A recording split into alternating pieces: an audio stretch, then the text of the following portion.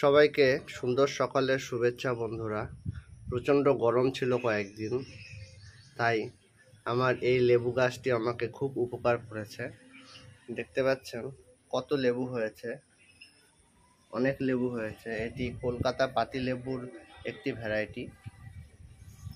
লেবুটি খুবই সুন্দর, চামড়া খুবই পাতলা হয় এবং রস ভালো হয়। দেখুন, ফলের ওজনে গাছের ডালটি হেলে ভেঙে যাবে।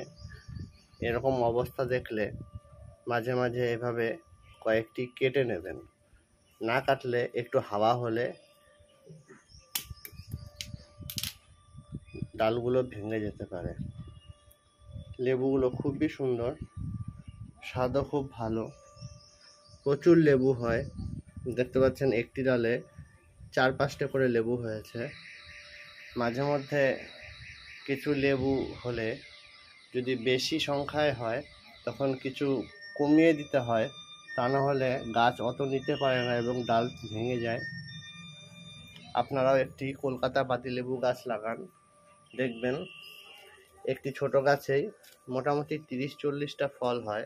গাছটি বড় হলে আরও বেশি ফল হয়। নতুন নতুন কুশি ছাড়ছে, আশা করি এই কুশিগুলোতে আবার নতুন করে ফুল চলে আসবে।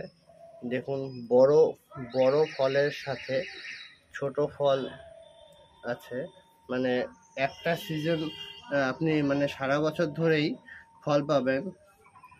দেখুন, বড় ফলের সাথে মাঝারি ফল এবং ছোট ফল খুবই ভালো। আপনারাও চাষ করুন এইভাবে ছাদে।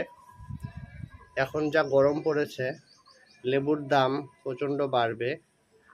একটি লেবু গাছ লাগালে আপনি যদি প্রত্যেক 2 বছর পর পর রিপোর্টিং করতে পারেন, তাহলে সারা বছরই লেবু গাছে পাবেন।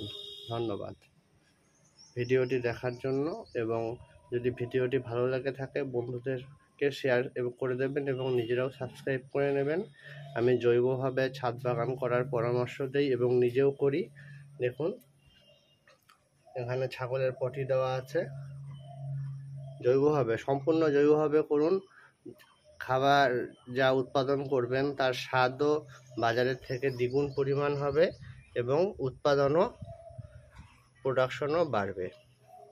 দেখতেই পাচ্ছেন কি সুন্দর লেবু হয়েছে।